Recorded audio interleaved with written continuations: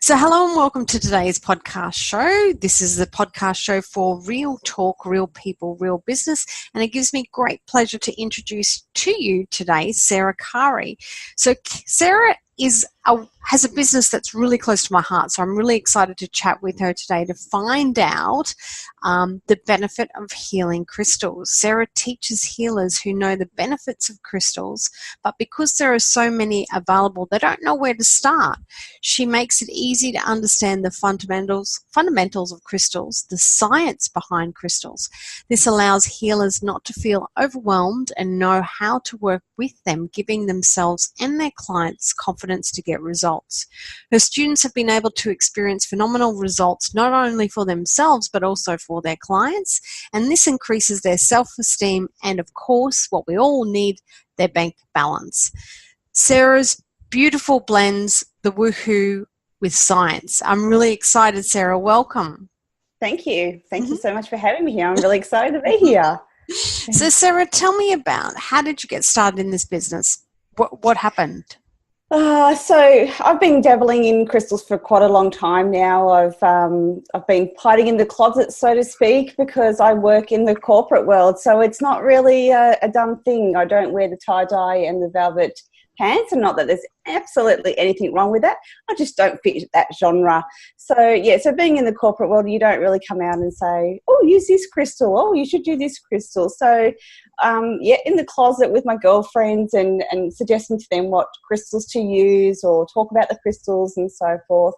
And they had great results with them, and I've had great results with them. But probably 2 years ago, I had quite a lot of stress come into my life, and it just coincided that my boss where I did work was into crystals, so obviously my path was evolving, and she brought in these most beautiful, big, huge crystals that I nearly vomited over when they walked in the door. And I had never, ever had that reaction to crystals before. And wow. So off on a path I went. Why was I doing this? Why was I feeling like this? And I just got into it from there. I really looked into the science of them, and not that I was ever good at science, I certainly was not, but I just adapted to it. I understood it. I understood what they were saying. I'm sure when I was in high school, they were speaking a different language to me about science, but this I just understood, and I just get it. And now I'm able to then put that back into normal terms that other people can understand.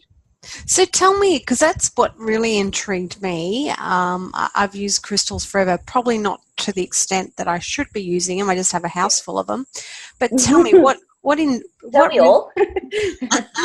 put them out every month and bring them back in.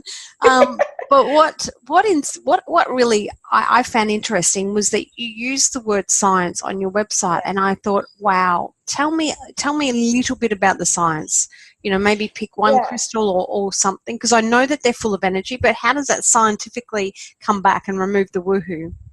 Yeah, so I suppose because a lot of people think crystals are just woo-woo, and I did too. Like, I didn't care how they worked. They just worked. That's all that mattered. But because I had that background of corporate, I am in compliance actually. So my mind likes to, is it factual? Is it really factual? If I'm going to really speak about this and teach other people, what is the truth behind the crystals?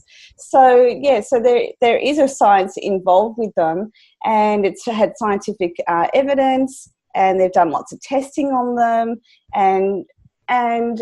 so that's where it's all come from, because I do have that intuitive mind where I want to learn more. It's not just woo-woo. There is a science fact behind them. They do have atoms in them, and they do have a vibration in them. And our vibration, of course, we're all vibration and energy, and so this is how they work with us, because they too have vibration. They too have energy because of the atoms that are inside them. Awesome. Well, I'll come back and I'll ask you a little bit of information soon about how we can best use our crystals.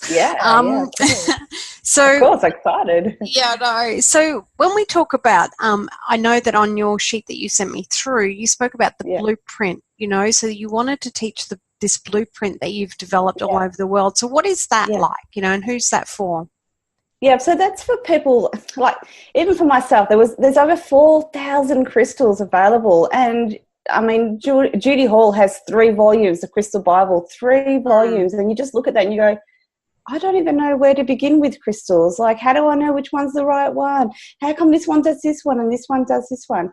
But when you break that down and you look at what's involved with them, there is actually a pattern, there is a foundation. So once you've got that foundation and you learn about that foundation, looking at other crystals from there, the master crystals and so forth, you get an understanding of where to start from and then where to grow from. You don't have to know all the master crystals and all the other crystals that are out there. Just start small, start on this foundation level. And once you've got that and you understand that, then when you see the other crystals, you go, oh, okay, I know where that lives. Oh, yeah, I know where that belongs. You might not know every single element, and whoever will, like, come on, 4,000 crystals. I'm sure Judy Hall doesn't know every single crystal off by heart. Yeah. But you'll get an understanding for them, and then you can start incorporating them into your healing. Beautiful. And that's what you teach. That's what your blueprint program is. Yeah. So I've got a whole, I'm putting it together now, the final steps of it, of course. But yeah, I will teach you the absolute foundation, walking it through. So when you get to those bigger master crystals, you know exactly what you're looking for, how you can incorporate it, and how you can use it on your clients. Brilliant. Awesome. Great. Can't wait to hear when that's released too. So when is it going to be released, actually? When do you think you'll... Just let me look at my timeline. Yeah, so I'm aiming for around April this year. Fantastic. Yeah. Awesome.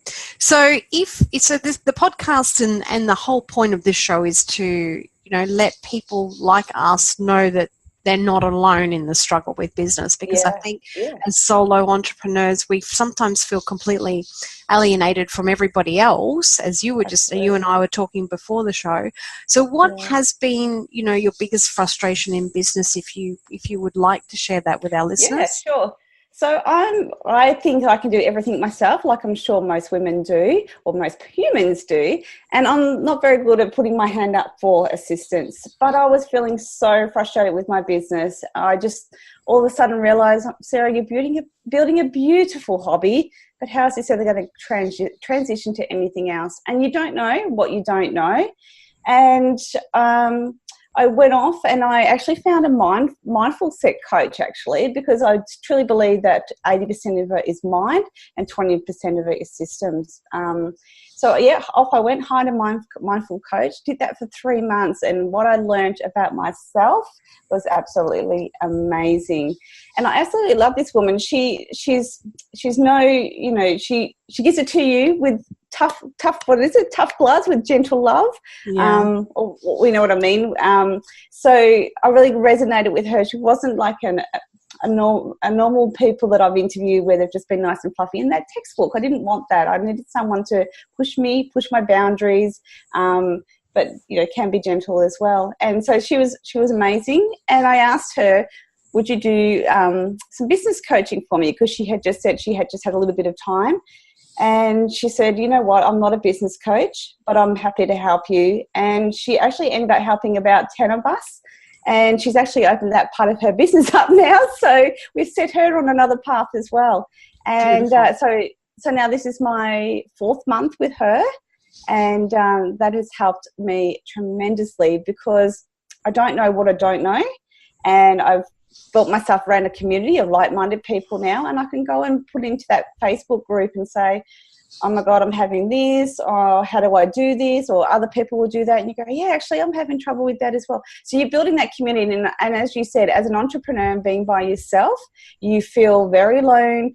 Who can you speak to? No one understands you. Other non-entrepreneurs do not understand what you're doing. They're like, what are you doing? Are you crazy? Just go to work, just get paid. But when you've got that entrepreneur blood in you, you can't do that, of course. So having that community around you, I feel, is extremely important.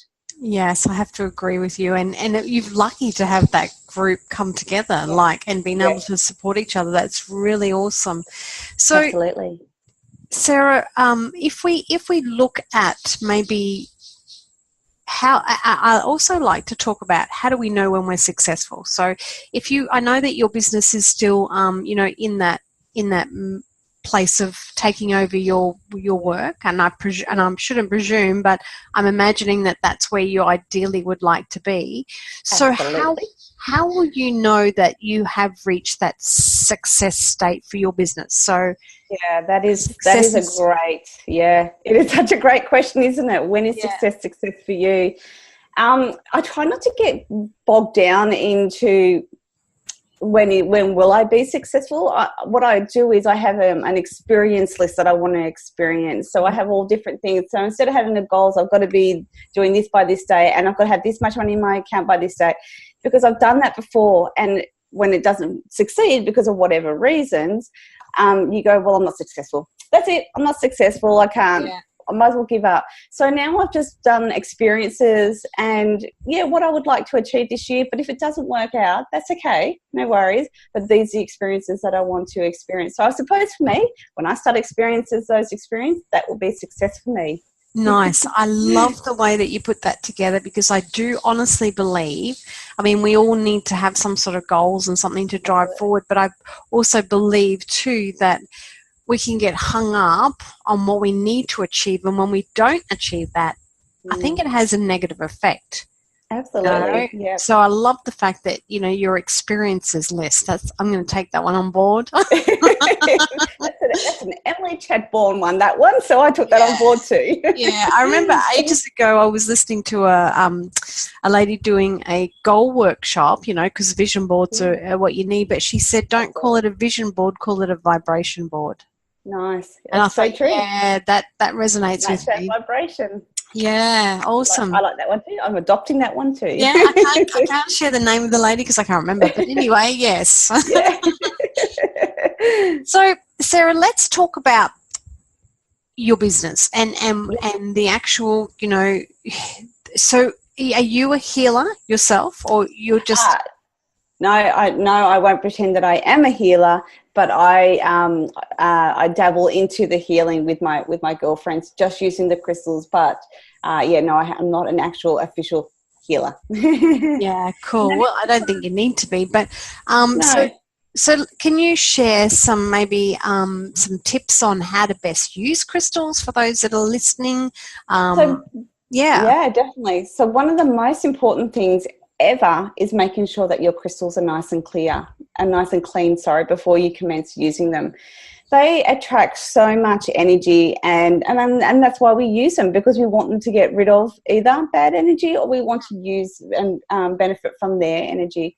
So having clean crystals to start your work is absolutely important, and there are quite a few ways that you can do them. I'll just share a couple of them. So obviously, as you said before, the full moon is one of the best ways that you can use those crystals into new energy. You pop them out in the full moon. Obviously, ideally you'd have them sitting on the dirt, or if you can't sit them on the dirt because the dogs might get to them, then try and sit them on something that's a natural fibre, like some wood or some cloth that's natural fibre. So you're giving them back to that Mother Earth nature feeling for it.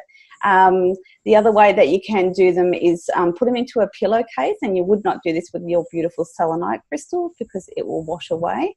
But you can put them into a pillowcase, take them down to the beach, and put them in the salt water.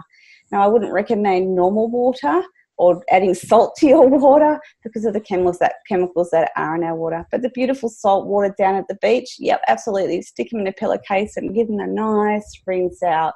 And they actually do turn quite vibrant. They come back to their vibrancy. I have quite a few girlfriends that do this, and they're just blown away.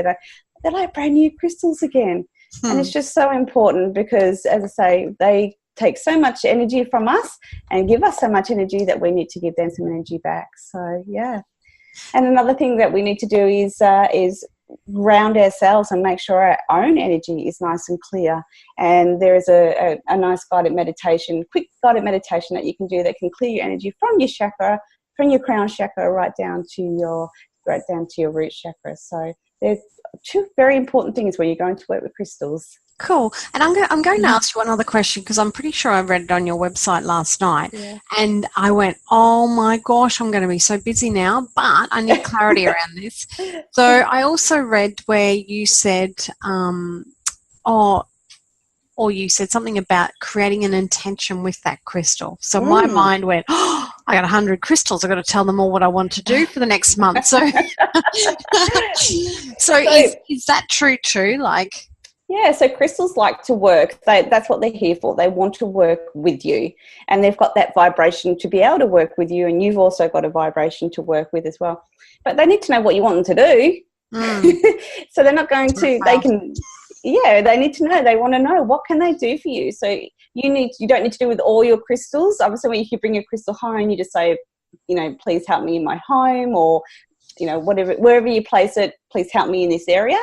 But if you want to carry around a crystal or wear a crystal, then set an intention and ask it to help you with whatever, insert here, and let it do its work. I can assure you, I do this most days when I have different things going on, and I'm a very good, not now so much, but I'm a very good stressor, and so I often call them to help me with my stress. So yeah. Beautiful. Good. Thank you for that, because I was thinking, I haven't done that. I just put them out and bring them back in and say, do your stuff, whatever that's okay.